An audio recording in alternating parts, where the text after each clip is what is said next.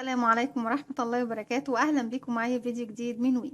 فيديو النهاردة إن شاء الله وبناء على طلباتكم هشرح فيه معاكم طريقة عمل لكلوك أو حذاء للبيبي زي ما احنا شايفين على شكل حبات الفراولة أو باستخدام غرزة حبات الفراولة. كنت شرحت معاكم شكلين أو طريقتين لعمل حبات الفراولة، ده الشكل التاني اللي هنستخدمه النهاردة. أنا طبعا كاتبالكم على كل شكل فيهم، يعني الجزء الأول طبعا أنا مش كاتبة عليه أرقام، لكن الشرح الشكل التاني مكتوب عليه ان هو الفيديو التاني لغرزة حبات الفراولة، وهو طبعا كل واحد فيهم بطريقة شرح مختلفة عن التانية يعني خالص. يعني كل واحدة فيهم بنشغلها بطريقة مختلفة عن التانية خالص. زي ما تحبوا، حابين تستخدموا الطريقة الأولى أوكي مفيش مشكلة، حابين تستخدموا الطريقة التانية اللي أنا هستخدمها النهاردة برضك مفيش مشكلة. الالوان طبعا اللي هنستخدمها للكلوك زي ما احنا شايفين، انا حبيت طبعا القاعده بتاعتي تكون باللون الابيض، يعني الخلفيه بتاعه الغرز الفراوله تكون باللون الابيض. انتوا حابين اي لون تستخدموه في الخلفيه تغيروا لون اللكلوك نفسه مفيش مشكله، لكن طبعا الالوان اللي هتكون ثابته معانا هي لون الفراوله نفسه، طبعا اللون الاحمر واللون الاخضر اللي هو اوراق حبات الفراوله. تقدري تلعبي في الالوان في ان انت الخلفيه بتاعه الاكلوكه انا عاملاها باللون الابيض، انت تقدري تغيري فيها باي لون انت حباه. الفراوله نفسها بدل ما تخليها احمر غامق تخليها احمر فاتح، تخليها بينك غامق، زي ما انت حابه. الاخضر تخليه فاتح او غامق برضك، ده شيء يرجع لك، تقدري تستخدمي الالوان اللي انت حباه. المقاس اللي هنشتغل عليه النهارده هو من سن 6 شهور الى 9 شهور، نفس الطريقه هتبعها، يعني نفس الخطوات او التكنيك اللي انا هشتغل بيه النهارده هو اللي هتستخدميه لسن من يوم ل3 شهور او من سن 3 شهور ل6 شهور لغايه طبعا سنه.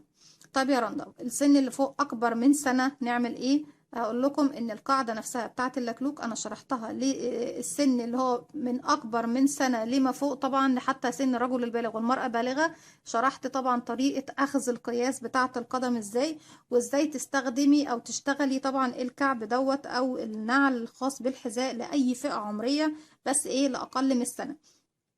طب ليه انا قسمتهم؟ الاقل من سنة هنعملهم بطريقة واللي اكبر من سنة هنعملهم بطريقة، لان طبعا انا عندي الحرية في السن اللي اكبر من سنة ان اشتغل بالطريقة اللي انا عايزاها بغرز، يعني حجم الغرزة اللي انا عايزاه. لكن الاقل من سنة انا لازم ادور له على او امشي بتكنيك خاص بيه جدا، لان طبعا حجمهم بيكون مفيش، يعني بونبونايه صغننه خالص حاجه صغيره قوي، فلازم استخدم لها عدد غرز معين حجم معين للغرزه. في القاعدة التانية أنا بشتغل بطريقة غرزة العمود بلفة كتير. هنا هستغل غرزة الحشو أكتر، ليه؟ لأن غرزة الحشو في قياسها أقل في الحجم من غرزة العمود بلفة. صحيح بشتغل بالغرزتين أو ب3 غرز كمان، لكن بطريقة مختلفة بسيطة، يعني مش مختلفة قوي، مختلفة شوية عن طريقة عمل القاعدة لسن أكبر من سنة، لكن الطريقتين واحدة، التكنيك واحد، الأسلوب بتاع عمل القاعدة واحد، لكن باختلافات بسيطة هشرحها دلوقتي معاكم النهاردة إن شاء الله. طيب، المقاسات أنا جبتها من جدول القياس طبعا للقدم للأطفال لغاية سن 4 أو 5 سنوات، موجود الجدول كده. لكن بعد كده طبعا انت هتقيسي المقاسات الطفل طبعا على حسب قدم الطفل نفسه. طيب، المقاسات الخاصة بالأطفال من سن 6 شهور ل9 شهور، وزي ما اتفقنا لسن سنة، عندي طول القدم بيساوي كام؟ بيساوي 11.5 سنتيمتر. طيب، عرض القدم بيساوي كام؟ 5.8 سنتيمتر. طيب، عشان أبدأ عدد سلاسل البداية بتاعتي بعملها ازاي؟ بجيب الطول يساوي الطول ناقص العرض، بيساوي معايا كام؟ 11.5 ناقص 5.8 هتديني كام؟ هتديني 5.7 سنتيمتر. يبقى أنا عدد سلاسل البداية، يبقى ده عدد سلاسل البداية. اوكي، طيب دلوقتي عرفنا نحدد عدد سلاسل البداية ازاي. طيب، هتقيسي المقاس طبعا بعدد سلاسل البداية او للطفل الخاص اللي بتعملي له المقاس ازاي. طيب، انا بس بطريقة كده سهلة وبسيطة، هنجيب كأننا بنجيب قدم الطفل، هحاول ارسمها كده بشكل سهل وبسيط. احنا اتفقنا ان طول القدم من عند اكبر صباع او اطول صباع لغاية الكعب تحت عندي كام؟ 11 و5. دي بالمسطرة عادي جدا اهو، 11 و5 يعني 11 ونص اهو. بدايتي اهي ونهايتي اهي، ده كده الطول. ده بالنسبة طبعا لمين؟ للطفل اللي هو عمره من 6 ل9 شهور او سن السنة.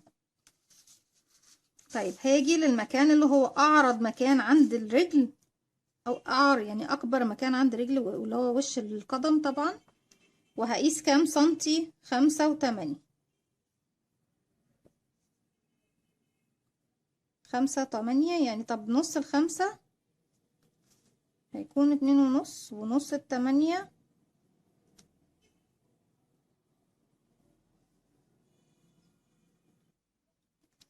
يبقى هيكون معايا ايه؟ انا بصوا، نص ال5 هيكون 2 سنتي ونص، يعني من الناحية دي 2 سنتي ونص، ومن الناحية دي 2 سنتي ونص.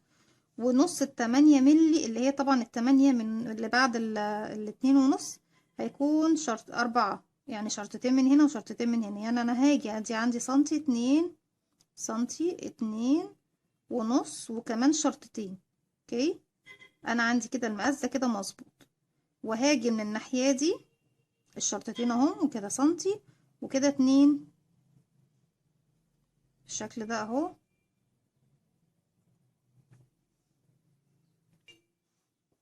لغاية ما نوصل لل5 و8 على طول.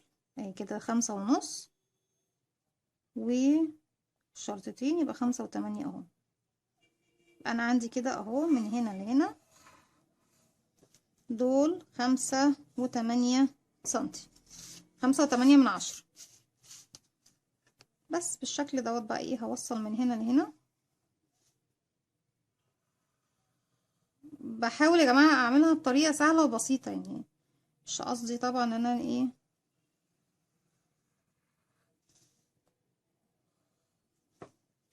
طبعا ايه، بحاول طبعا اعملها بشكل ايه، مفيش ابسط من كده، يعني بحاول ابسط بقدر الامكان. وليكن طبعا طبعا انا همسح شوية، لان لازم اوصل للقاعدة او القدم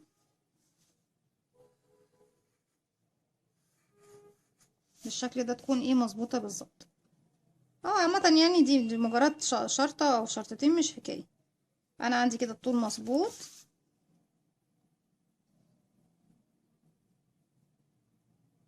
المقاس كده مظبوط اهو، العرض والطول.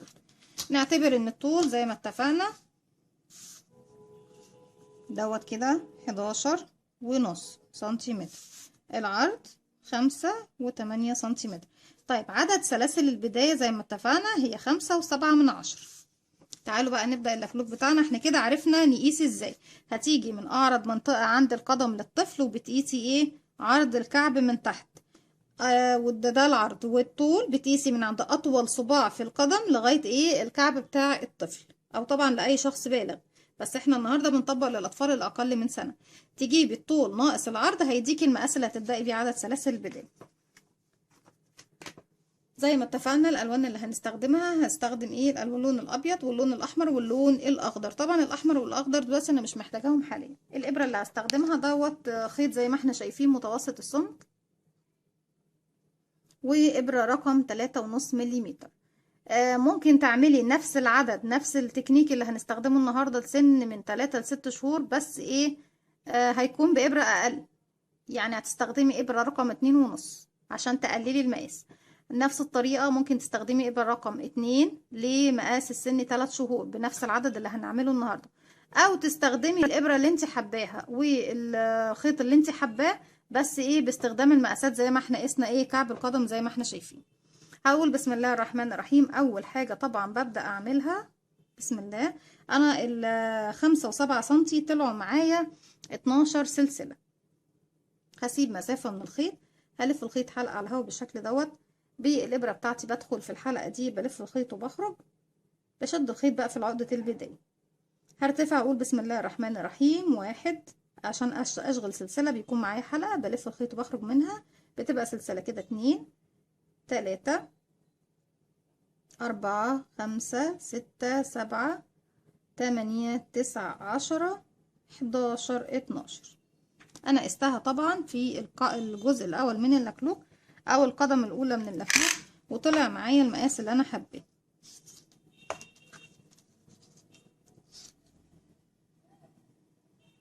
المقاس عندي هنا زي ما انتم شايفين اهو، طبعا هي ملوية شوية بس هي نفس المقاس اللي احنا ايه حددناه، 5.8.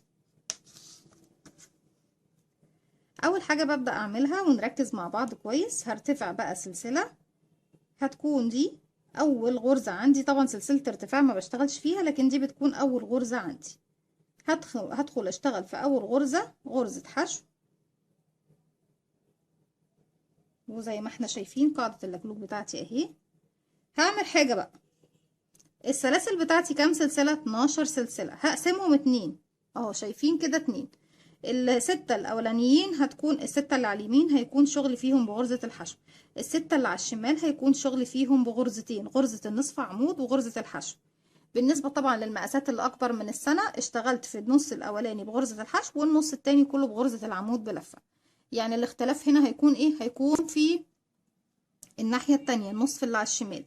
بيكون الاختلاف في ايه؟ بدل ما اشتغل النص كله بغرزة العمود بلفة، قسمتهم 3 غرز بغرزة النصف عمود و3 غرز بغرزة العمود بلفة. يبقى انا عندي كده دي اول واحدة. وبردك من ضمن القاعدة اللي تكتبوها ورايا، اول غرزة في الزاوية اللي على اليمين هشغل فيها 4 غرز، الزاوية اللي على الشمال هشغل في الغرزة الاخيرة دي اللي هي رقم 6 6 غرز. اوكي. وستة طبعا بالنسبة للستة اللي على الشمال، لكن بالنسبة للعدد كله هي رقم 12. يبقى أول غرزة هنا بشتغل فيها 4، بس أنا في بدايتي هنا هكمل ال4 لما أوصل للنهاية. في البداية خالص بشغل فيها غرزة واحدة. يبقى كده 1 2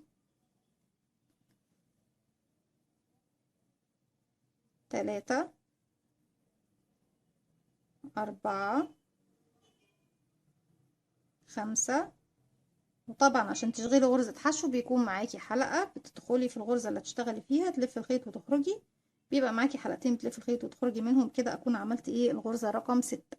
طيب عندي هنا 6 غرز تانيين، 3 منهم هيكون بغرزة النصف عمود والتلاتة التانيين هيكونوا بغرزة العمود بلفة. وما ننساش ان اخر واحدة فيهم هتكون الزاوية معايا. غرزة النصف عمود بيكون معايا حلقة، بلف الخيط بيبقوا حلقتين، هدخل في الفراغ اللي هشتغل فيه الف الخيط واخرج. معاكي 3 حلقات، لف الخيط واخرجي من التلاتة مرة واحدة، 1 2 3. كده 2. الغرزة اللي بعدها كمان نصف عمود، والغرزة رقم 3 نصف عمود. اتبقى لي كام؟ ان بقيه النص التاني اللي هو هيكون بغرزة العمود بلفة اللي هما التلاتة. واخر واحدة في التلاتة هي الزاوية بتاعتي، الزاوية اللي على الشمال اللي هي بتكون وش القدم، هيكون فيها كام؟ هيكون فيها 6 غرز. هلف الخيط وادخل فيها. وطبعا للناس اللي اكبر من السنة، الزاوية هتكون هنا 8 غرز، والزاوية من الخلف هتكون 4 غرز. الف الخيط واخرج تاني. هرجع عشان اقول لكم غرزة العمود بلفة بيكون معايا حلقة، بلف الخيط بيبقوا حلقتين، هدخل الغرزة اللي هشتغل فيها الف الخيط واخرج، بيكون معايا 3 حلقات، بلف الخيط واخرج من حلقتين، بقى حلقتين الف الخيط واخرج من حلقتين. تاني غرزة بغرزة العمود بلفة. تالت غرزة وهي الزاوية هشغل فيها كام بقى؟ 8 عمود بلفة في نفس الفراغ. كده 1 تاني في نفس الفراغ، 2 تاني في نفس الفراغ، 3 تاني، 4 5 اخر غرزة رقم 6. طيب احنا كده اشتغلنا ايه؟ 6 من غرز الحشو و3 من غرزة نصف عمود، وكملنا هنا على الثلاث غرز الباقيين واحدة، الاتنين التانيين واحدة كل واحدة فيهم فوقيها غرزة عمود بلفة، والغرزة الأخيرة اللي هي عندي الزاوية اشتغلت فيها كام؟ 8 غرزة عمود بلفة. بعد كده هرجع أكرر زي ما اشتغلت الجنب ده هشتغل الجنب ده. فوق غرزة العمود اللي جاية قدامها عمود هنا اهو،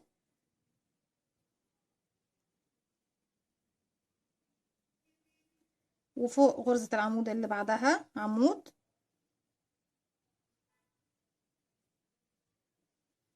طبعا الخيط اللي هو بتاع البداية احنا جايبينه معانا في ظهر الشغل اهو عشان نخفيه معانا. اللي جايين هيكونوا 3 غرز نصف عمود، هشتغل قصادهم 3 غرز نصف عمود.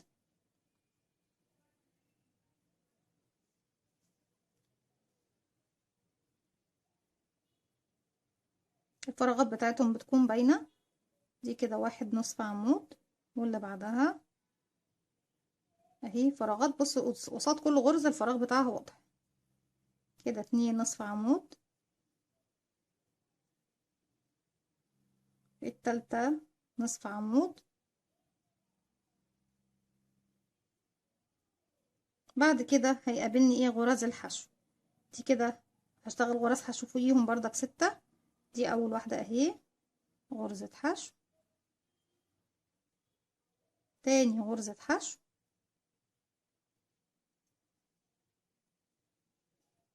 تالت غرزة حشو، 4، 5. رقم 6 انا اشتغلت فيها واحدة في البداية صح؟ يبقى فاضل لي فيها كام؟ كمان 3. كده 1، 2، 3. والرابعة انا كده كده اشتغلتها ايه؟ هقفل فيها بغرزة منزلقة بالشكل ده. طيب انا كده بدأت القاعدة بتاعتي. السطر التاني هيكون ازاي؟ رجعت لكم تاني اهو، بس جبت ماركرز عشان خاطر ايه؟ نحدد بيه اماكن الزوايا بتاعتي. طيب السطر التاني هيكون عندي تزايد في كل غرز الزوايا، يعني ال4 دول هشتغل فوقيهم مرتين يبقوا 8، ال6 دول هشتغل فوقيهم مرتين هيبقوا 12 غرزة. اوكي، يبقى الزوايا عندي هشتغل في السطر الاول فيها ايه؟ هشتغل تزايد على كل غرز الزوايا، لكن الغرز اللي في المنتصف هنا بشتغل فوقيها غرزة واحدة بس. انا هنا عندي انا فوق طبعا اول غرزة اشتغلتها من تحت، يعني المفروض اشتغل فوقيها مرتين. هشتغل النص الاولاني بغرز الحشو، والنص التاني برضك زي ما احنا عملنا، نصه بغرز النصف عمود والنص بغرز العمود بلفة. اوكي، يبقى انا كده هرتفع سلسلة ارتفاع غرزة الحشو. اول غرزة طبعا بشتغل فوقيها مرتين، كده 1، تاني في نفس الفراغ 2. طيب المفروض ان دي بصوا بداية الزاوية بتاعتي هنا، يبقى المفروض دي اخر غرزة في الزاوية اللي على اليمين. هحط بقى الماركر في اخر غرزة عندي هنا، واروح بقى الغرز اللي بعديها زي ما احنا اتفقنا، كل غرزة فوقيها غرزة لغاية ما اوصل لبداية الزاوية التانية. انا كده اشتغلت ايه؟ فوق اول واحدة حشو، كده دي رقم 2 من الحشو، فوقيها حشو، رقم 3 فوقيها حشو، رقم 4 فوقيها حشو، رقم 5 فوقيها حشو، رقم 6 فوقيها حشو. وطبعا احنا اتفقنا ان 6 الاولانيين حشو، هشتغل فوقيهم حشو بردك من ايه؟ الناحية اليمين. هيقابلني غرزة النصف عمود، هشتغل فوقيها غرزة نصف عمود. لسه ما وصلتش للزاوية، لسه ما وصلتش للست اعمدة بتوع الزاوية. اول واحدة اهي نصف عمود، بدخل في حرف الفي للغرزة، بيكون كله على الابرة زي ما احنا شايفين. الف الخيط واخرج، الف الخيط واخرج من كل الحلقات. تاني واحدة بغرزة النصف عمود، فوقيها غرزة نصف عمود زيها. تالت واحدة من النصف عمود، فوقيها غرزة نصف عمود زيها. العمود اللي جاي عمود بلفة، يبقى فوقيه عمود بلفة. والغرزة اللي بعدها عمود بلفة، يبقى فوقيها غرزة عمود بلفة. اللي جاية بقى هتكون اول غرزة من غرز الزاوية، شايفين اهي الزاوية بتاعتي اهي، اول غرزة من غرز الستة في الزاوية قدامي اهي. طيب اتفقنا غرز الزاوية بشتغل عليها مرتين، يعني فوق كل غرزة من الستة اللي جايين دول هشتغل مرتين. كده اول واحدة هشغل فيها مرتين، كده 1 عمود، تاني في نفس الفراغ 2 عمود. الماركر بتاعي بحطه فين؟ بحطه فوق اول غرزة انا عملتها في غرز التزايد.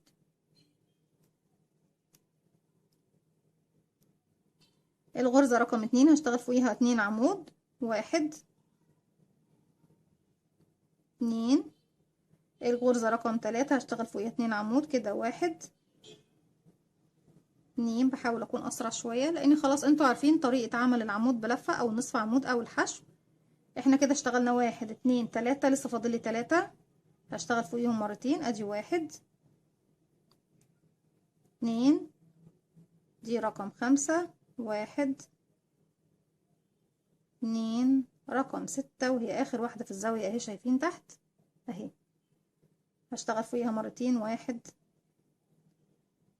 سوري 2. هيقابلني غرزة العمود بلفة اللي بعدها، هشتغل فوقيها مرة واحدة بس، عمود 1. الغرزة اللي بعدها عمود، يبقى عمود 1. التزايد بس بيكون فين؟ بيكون في الزوايا فقط، ال6 اللي هنا وال4 اللي هنا. اوكي. الغرزة اللي بعدها هتكون نصف عمود، يبقى اشتغل نصف عمود فوقيها. الغرزة اللي بعدها نصف عمود، يبقى فوقيها نصف عمود. الغرزة اللي بعدها نصف عمود، يبقى فوقيها نصف عمود. بعد كده هيقابلني غرز الحشو، هشتغل على كل غرزة حشو غرزة حشو لغاية ما اوصل لبداية الزاوية بتاعتي. بشغل فوق كل غرزة من الزاوية مرتين كده. 1 2 حشو، 3 حشو، 4 حشو، 5. وزي ما اتفقنا 6 هي بداية ايه الزاوية التانية بتاعتي. كده دي اول غرزة عندي في الزاوية. اشتغل فوقيها مرة وكمان مرة. 2 حشو. تاني غرزة في الزاوية كده. 1 2. تالت غرزة في الزاوية 1 2. وبعد كده هيقابلني ايه اول غرزة انا اشتغلتها في الزاوية، هقفل فيها بغرزة منزلقة بالشكل ده. كده اشتغلت تاني سطر. تعالوا بقى نشوف. انا نسيت طبعا احط الماركر هنا، بصوا عشان ما نتلخبطش. اخر غرزة عملت فيها تزايد في الزاوية هنا بحط فيها الماركر بتاعي. الغرزة طبعا ايه رقم 6 في اخر غرزة في التزايد فيها اهو. 1 2 3 4 5 6 كده مظبوط.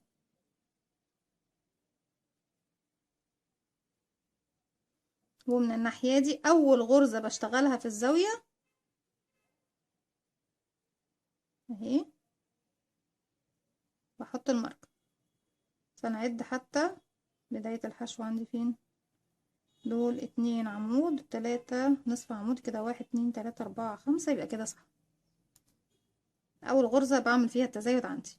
انا كده حطيت ايه العلامات بتاعتي عشان اعرف في السطر اللي بعده هرتفع هزود قد ايه. السطر اللي جاي هيكون كله بغرزة العمود بلفة. طيب كده خلاص مفيش اختلاف بقى. السطر الجاي هيكون كله بغرزة العمود بلفة. نقيس بقى المقاس بتاعنا، يعني كل مرحلة بشتغلها بشوف وصلت للمقاس بتاعي ولا لا. انا كده ما وصلتش لسه، شايفين القاعدة بتاعتي لسه ما وصلتش للمقاس اللي انا عايزاه. بكمل تاني. السطر اللي جاي هيكون كله بغرزة العمود بلفة. طب التزايد بتاعي هيكون ايه؟ هيكون اول غرزة طبعا في الزوايا بس بزود التزايد بتاعي في الزاوية بس، الزاوية اليمين والزاوية الشمال اللي هي الغرزة الأخيرة والغرزة الأولى. الزاوية كانت دي فيها 4. اشتغلت السطر اللي فات عليه كل الغرز اللي في الزاوية مرتين بقوا 8. والناحية الناحية التانية كان فيها 6 بقوا 12. التزايد في السطر اللي جاي هيكون ايه؟ هيكون اول واحدة فيها تزايد، تاني واحدة ما فيهاش، واحدة فيها تزايد والتانية ما فيهاش، واحدة فيها تزايد والتانية ما فيهاش، وهكذا بردك بالنسبة للزاوية دي. طب انا عندي دي اول واحدة هيكون فيها تزايد، تاني واحدة ما فيهاش، اللي بعدها تزايد، اللي بعدها ما فيهاش، اللي بعدها تزايد، اللي بعدها ما فيهاش. اذا الغرزة اللي انا واقفة عندها هيكون فيها تزايد واللي بعدها ما فيهاش. خلاص يبقى هرتفع 1 2 3 وهعتبره اول عمود بلفة موجود معايا، وهشتغل تاني في نفس الفراغ هنا غرزة عمود بلفة. اتفقنا السطر ده كله خلاص بقى مفيش فيه اختلاف، كله بغرزة العمود بلفة. يبقى انا اشتغلت في اول واحدة كده تزايد. ليه؟ لان العدد بتاعي بيقول ان المكان ده هشتغل فيه تزايد. الغرزة اللي بعدها بشغل فيها مرة واحدة، يبقى غرزة واحدة اهو.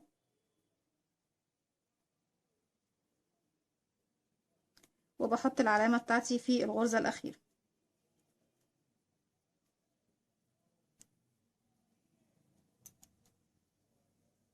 الغرزة اللي بعدها أو الغرز كلها اللي بعدها لغاية ما أوصل بقى للعلامة هتكون غرزة عمود بلفة.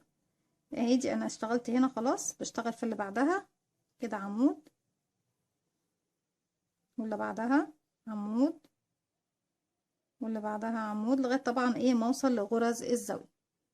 كده انا وصلت للزاوية زي ما احنا شايفين اهو. طيب بداية الزاوية عندي اتفقنا غرزة فيها تزايد وغرزة تانية ما فيهاش. دي اول غرزة اهي هشتغل فيها مرتين، واول عمود فيها هحط فيه الماركر بتاعي كده عمود، ولسه هشتغل تاني بس ايه عشان منساش احط ايه العلامة بتاعتي في اول عمود في الزاوية من اليمين. تاني اتنين في نفس العمود، ده اول واحدة عملت فيها تزايد. تاني واحدة هشغل فوقيها مرة واحدة بس، واحدة بس. اللي بعدها هيكون فيها اتنين، واحد تاني في نفس الفراغ، اتنين، دي هتكون فيها واحدة، اللي بعدها اتنين، وهكذا طبعا لغاية ما اوصل لنهاية الزاوية. واحد وتاني اهو، اتنين، اللي بعدها هتكون ايه طالما دي تزايد يبقى اللي بعدها لأ، اللي بعدها تزايد يبقى اتنين، اللي بعدها مفيش، اللي بعدها تزايد، اللي بعدها مفيش، اللي بعدها تزايد،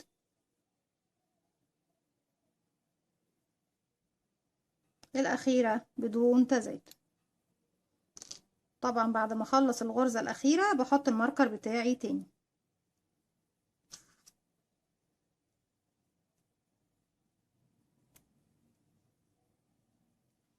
طيب الناحية دي خلاص بقى غرز عمود بلفة لغاية ما اوصل لغرز الزاوية، هشغلها بنفس طريقة التزايد. الغرزة الأولى فيها تزايد، التانية لأ، اللي بعدها تزايد، اللي بعدها لأ، اللي بعدها تزايد، اللي بعدها لأ، لغاية ما اوصل لنهاية السطر بتاعي. هكمل وارجع لكم.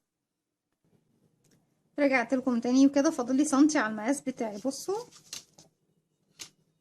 بعد السطر ده يكون فاضل لي ايه، انا كده 10 سنتي، المفروض ان انا المفروض 11 ونص، 11 ونص، يعني انا فاضل لي او دي بالظبط 10 ونص، فاضل لي سنتي زي ما اتفقت معاكم.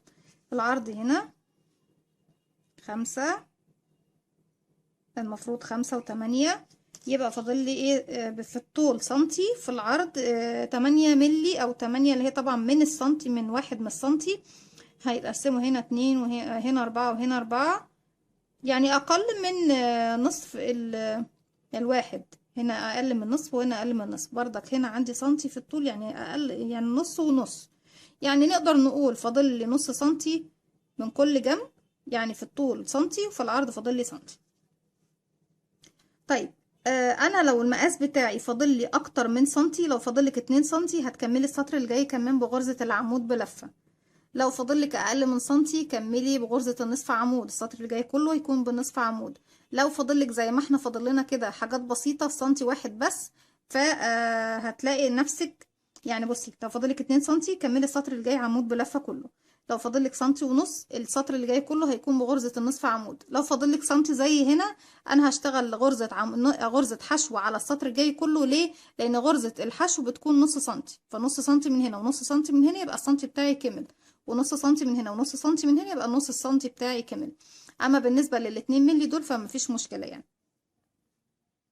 في تالت سلسله ارتفاع بروح بقفل بغرزه منزلقه اهي كده. خلاص الجزء دوت خلص، فاضل لي بس اشتغل السطر الجاي بغرزه الحشو.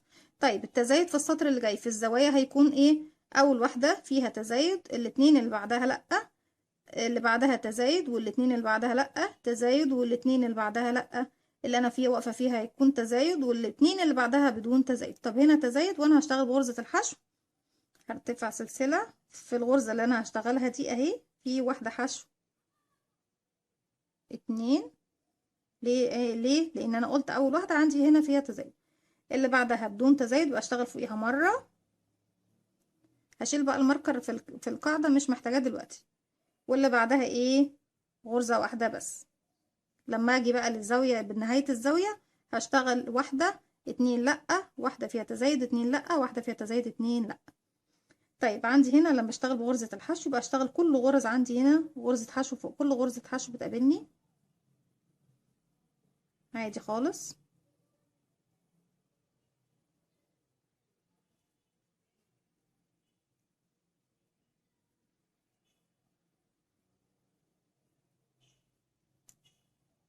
لغاية ما اوصل للزاوية بتاعتي.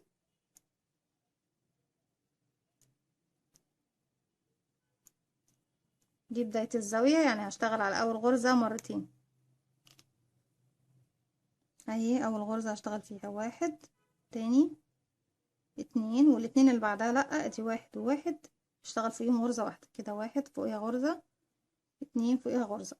رقم 3 فيها غرزتين، ادي واحد اتنين، واللي بعدها دي غرزة، واللي بعدها غرزة، اللي بعدها غرزتين، واحد اتنين في نفس الفراغ، والغرزتين اللي بعدهم كل واحدة فيهم ايه واحدة كده، واحد واحد، اللي بعدها اتنين، واحد اتنين، اللي بعدها غرزة واحدة، واللي بعدها غرزة واحدة،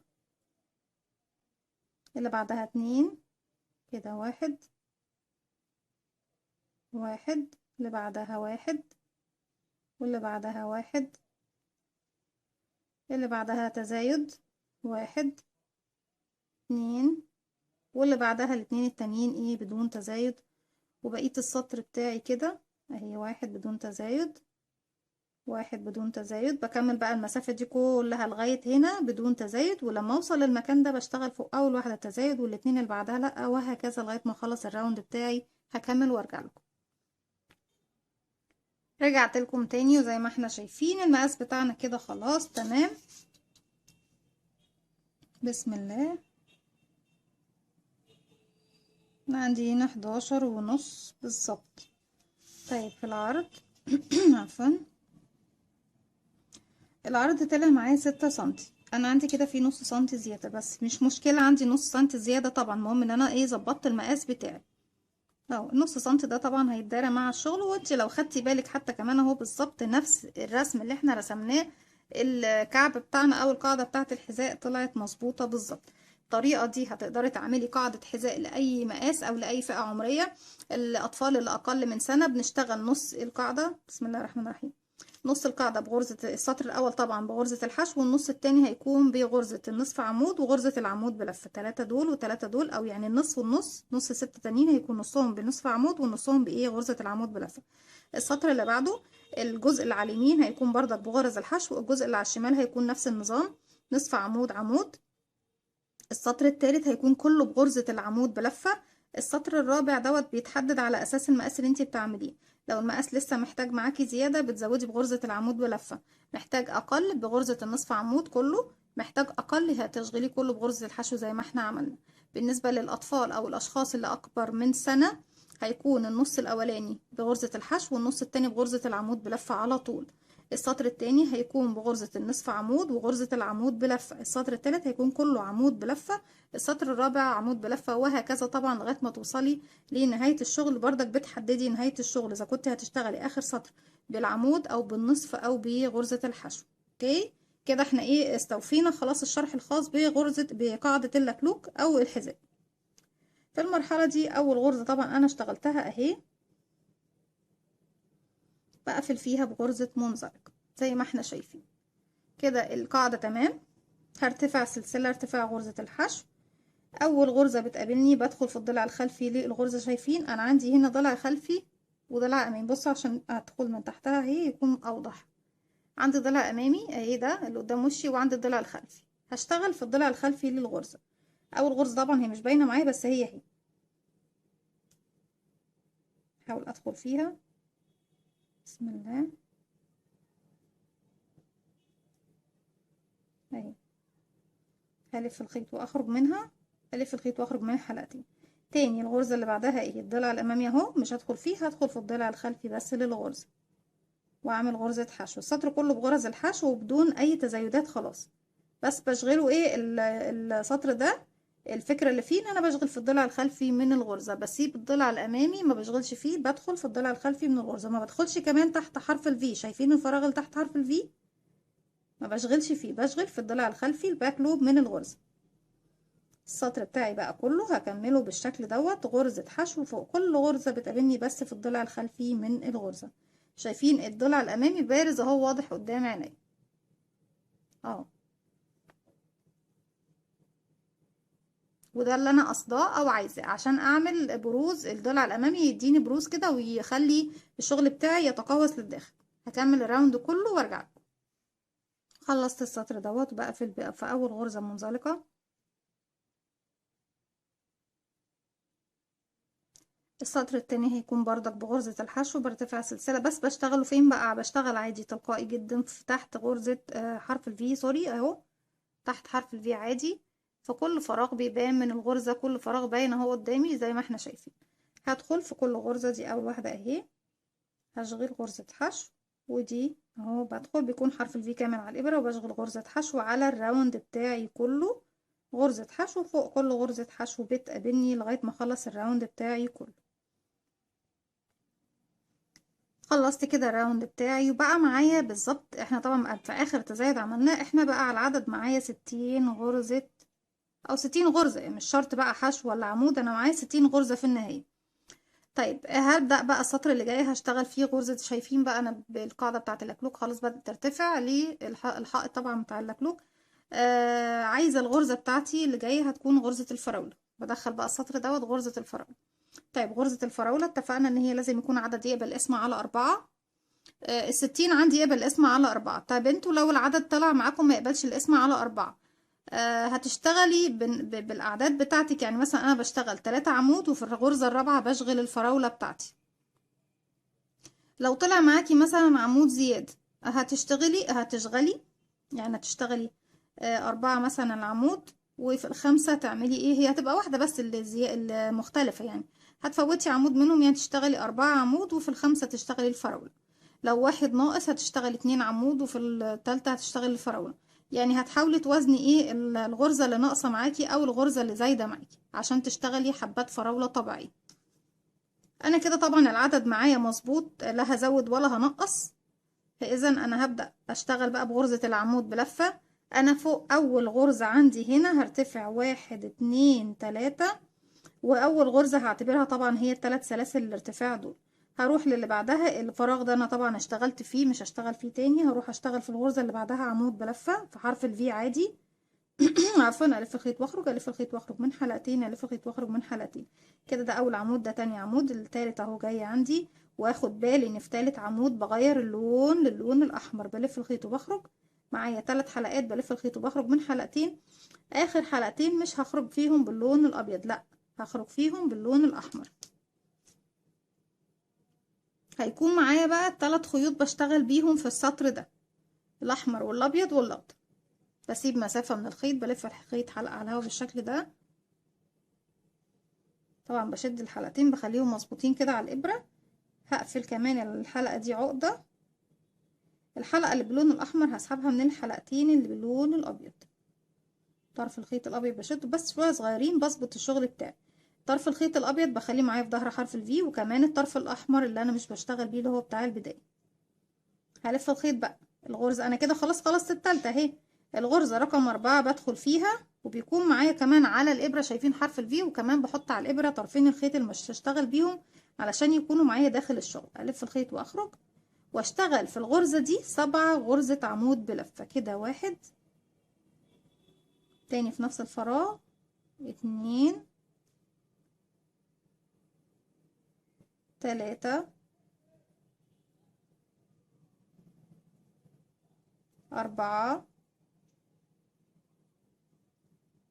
5 شعر دندي معذبني هو وصوفيا، 6 اخر عمود، 7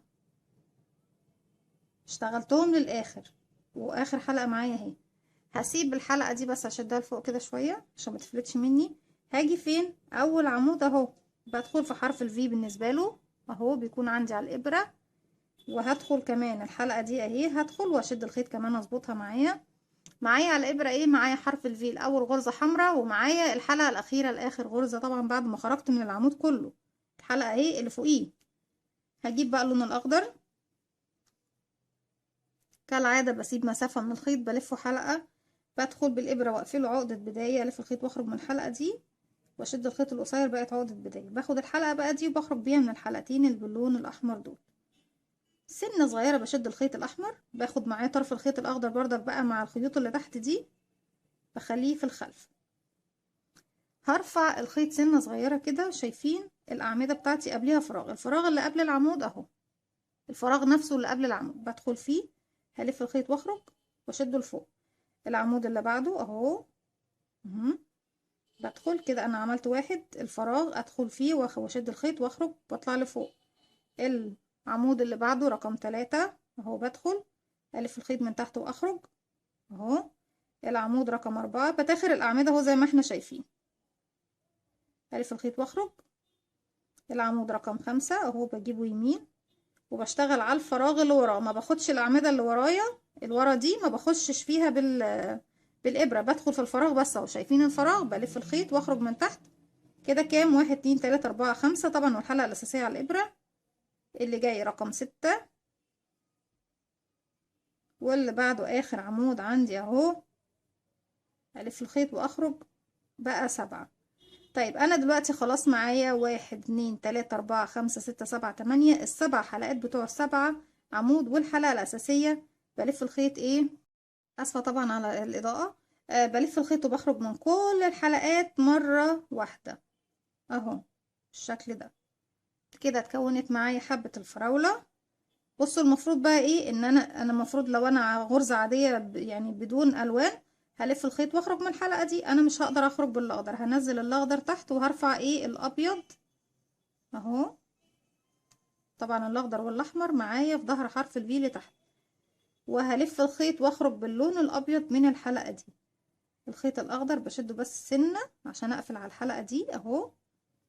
بجيب معايا الخيوط كلها في ظهر حرف الفي، بلف الخيط بقى وبدخل في الغرزة اللي بعدها اهي، واشغل 3 عمود بلفة في كل غرزة من ال3 الجايين. كده اول غرزة هشغل فيها عمود بلفة كده 1، واللي بعدها كمان غرزة عمود بلفة كده 2، واللي بعدها غرزة عمود بلفة. وفي رقم 3 بغير اللون زي ما احنا شفنا، 3 بخرج من لفتين وبسيب اللفة التالتة، بنزل الخيط الابيض وارفع الخيط الاحمر اهو، الابيض والاخضر ورا والاحمر هو اللي هشتغل بيه. الف الخيط واخرج من حلقتين الابيض بس، بظبط الغرزة بتاعتي. الغرزة رقم 4 بشغل فيها 7 عمود بلفة باللون الاحمر كده 1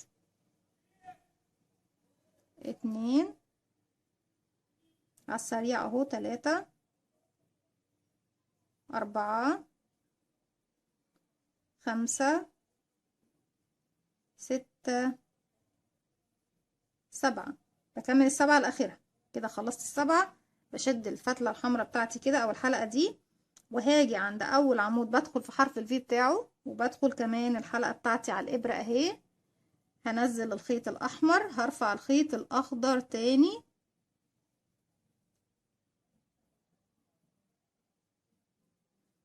واخرج منين، واخرج من الحلقتين تاني، معلش عشان العقدة دي. هخرج من حلقتين، ادي الحلقة دي والحلقتين اللي هما باللون الاحمر بالشكل ده اهو. بتظبط الشغل بتاعي اهو. هدخل اول الفراغ اللي قبل اول عمود، الف الخيط واخرج. العمود اللي بعده ده اهو، الف الخيط واخرج. العمود رقم 3 الف الخيط واخرج. رقم 4، بصوا انا بعد الاعمدة اهي، رقم 5 اللي بعده رقم 6، اخر عمود اهو. بدخل في الفراغ اللي قبله اللي هو طبعا ده اللي بعده اهو، الف الخيط واخرج من ورا. بكون خلصت ايه معايا 8 حلقات، الحلقة الاساسية والسبع حلقات بتوع الاعمدة بتاعتي.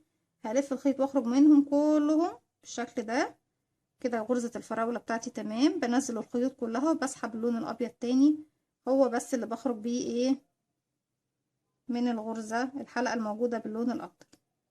بشد الأخضر شوية اهو، بظبط غرزتي، هلف الخيط واروح للغرزة اللي بعدها. بصوا حتى بجيب الفراولة بتاعتي كده بالإبرة، بزقها كده عشان ما اشتغلش من فوقيها كده، لا هشتغل من تحتها اهو.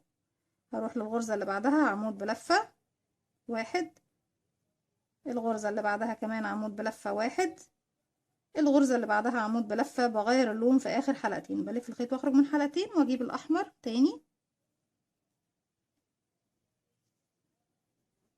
واخرج بيه، بلف الخيط واخرج من الحلقتين. الغرزة اللي جاية بقى هتكون ايه؟ هتكون 7 عمود بلفة باللون الأحمر، وبكمل بقى السطر كله بتاعي بغرزة الفراولة. مش هطول عليكم، هكمل الراوند بتاعي كله وارجع لكم. هعدلكم تاني بالشكل ده. خلصت السطر بتاعي كله بحبات الفراولة زي ما احنا شايفين. ترتيبها كان 3 عمود بلفة باللون الأبيض، في تالت عمود كنت بغير اللون باللون الأحمر، وفي الغرزة رقم 4 بشتغل طبعا غرزة الفراولة بتاعتي. أنا طبعا بعد ما خلصت الراوند بتاعي وسحبت اللون الأبيض زي ما احنا شايفين، هجيب اللونين اللي هما الأحمر والأخضر. خلاص أنا كده دي نهاية الراوند بتاعي. تالت سلسلة ارتفاع أنا طلعت بيها هدخل فيها، وهخلي كمان معايا على الإبرة اللونين الأحمر والأخضر، والف الخيط واخرج بغرزة منزلقة بالشكل ده. هرتفع سلسلة ارتفاع غرزة الحشو، وهشتغل في نفس الفراغ اللي انا ارتفعت من عنده غرزة حشو، وبعد كده الغرزة اللي بعدها حشو. السطر كله هيكون غرزة حشو كده. 2 الرقم 3 اهي حشو.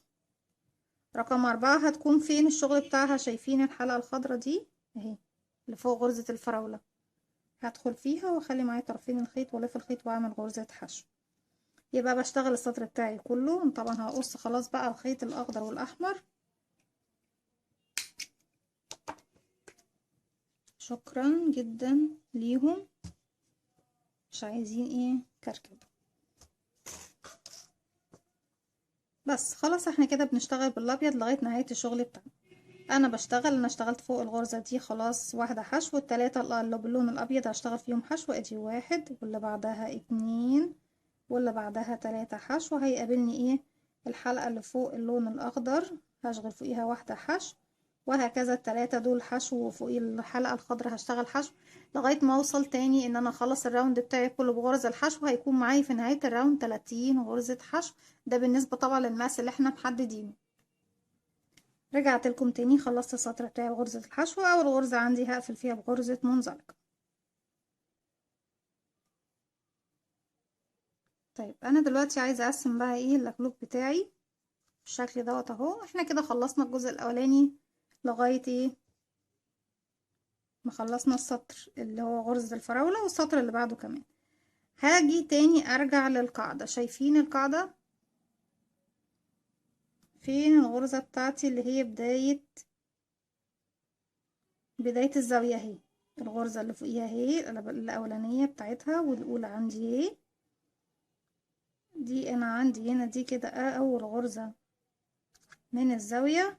هاجي قبليها 1 2 3، رقم 3 هطلع هنا، ودي اللي فوقيها ودي اللي فوقيها ودي اللي فوقيها هنا اهو. شايفين في الجزء ده هحط الماركر بتاعي، والناحية التانية دي الزاوية اخر غرزة فيها هنا، ودي اللي فوقيها دي فوقيها فوقيها كده كده. الغرزة نفسها الفراولة دي كده اللي فوق الفراولة.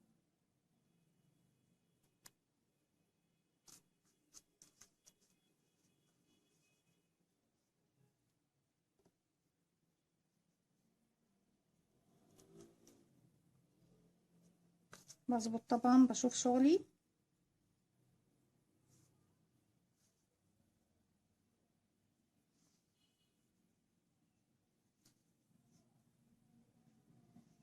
كده المظبوط اهي.